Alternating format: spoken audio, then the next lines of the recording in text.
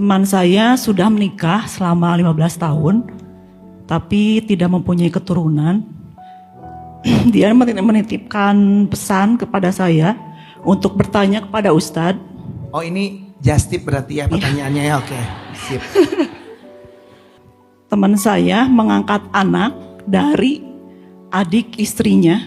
Apakah saat anak itu dewasa, setelah menikah, harus jadi walinya ayah kandung atau ayah angkatnya?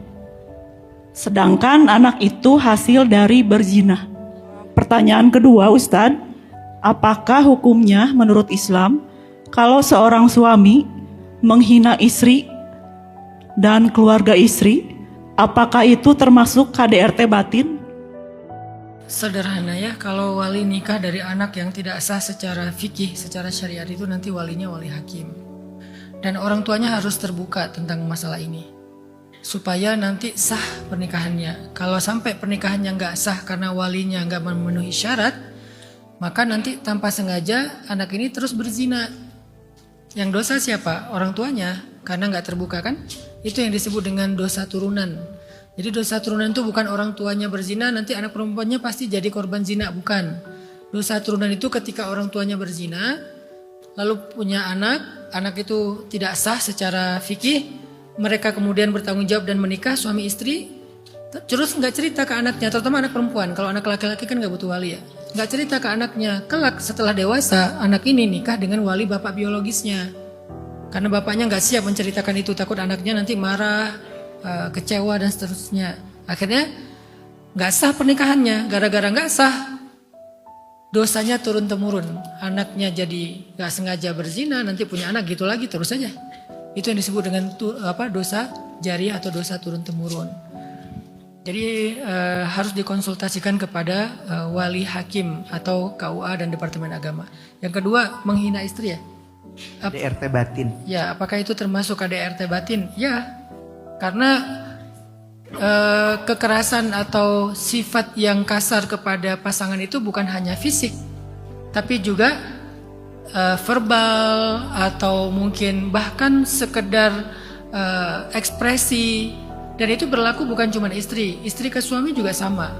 Ketika istri cemberut di depan suami, sesungguhnya dia telah mencabut keberkahan.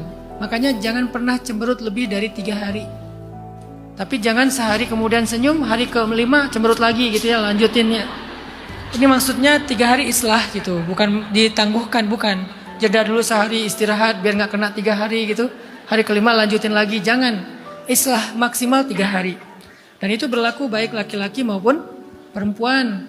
Cemberutnya suami, cemberutnya istri tanpa hak. Kalau hak gak apa-apa, tanpa hak artinya gak ada alasan yang diperbolehkan agama, itu mencabut keberkahan dari kehidupan dia secara pribadi. Dan kalau kita baca kehidupan Nabi dengan keluarganya, dengan Sayyidah Aisyah, dengan Khadijah dan lain-lain, mereka semua bercerita kalau Nabi itu adalah orang yang paling baik akhlaknya kepada keluarga. Sehingga Nabi bersabda, khiyarukum li ahlikum wa ana khiyarukum li ahli. Sebaik-baik kalian yang paling baik untuk istri kalian, dan aku yang paling baik untuk istriku di antara kalian. Apa ukuran baiknya? Nabi tidak pernah membuka aib istrinya kepada sahabat beliau. Nabi selalu menceritakan yang baik-baik tentang istrinya. Gak pernah Nabi menggibah istrinya. Begitu juga istri Nabi. Kalau kita kan kadang-kadang sampai ada grup gibah kan, ada geng gibah gitu. Kalau ketemu ya aktivitas favoritnya ya gibah.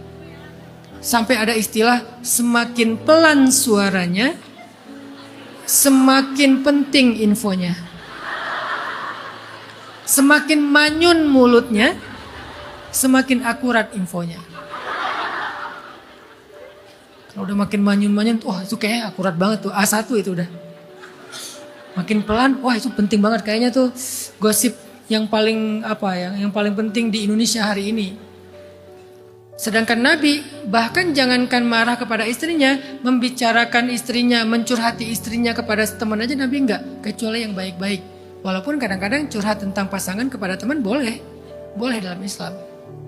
Cuman segitu aja Nabi enggak gitu, saking menjaganya. Tidak pernah bersuara lantang. Makanya salah satu di antara sifat surga itu adalah di dalam surga tidak ada suara teriakan, kata Allah. Di dalam surga tidak ada suara teriakan. Berarti surganya rumah tangga ketika tidak terdengar suara teriakan di dalamnya. Baik teriakan suami ataupun teriakan istri. Yang ada cuma teriakan anak-anak kecil. Karena itu suara-suara surga sih. Kalau suami istri tidak berteriak. Soft spoken Nabi itu. Kalau kita kan soft spokennya soft spoken aneh ya. Saking soft sampai gak kedengaran. Hah? Apa? Itu mah soft spoken kita. Kalau Nabi soft spokennya tuh tetap wibawa, tetap asik, tetap romantis. Nabi gak pernah berteriak dan Nabi tidak pernah membentak. Bahkan kata Sayyidah Aisyah, kata Muaz bin Jabal yang tinggal di rumah Nabi nih. Anas bin Malik yang tinggal di rumah Nabi. Kata Anas, aku tidak pernah mendengar Nabi membentak siapapun di rumahnya. Semoga kita bisa belajar dari Rasulullah SAW.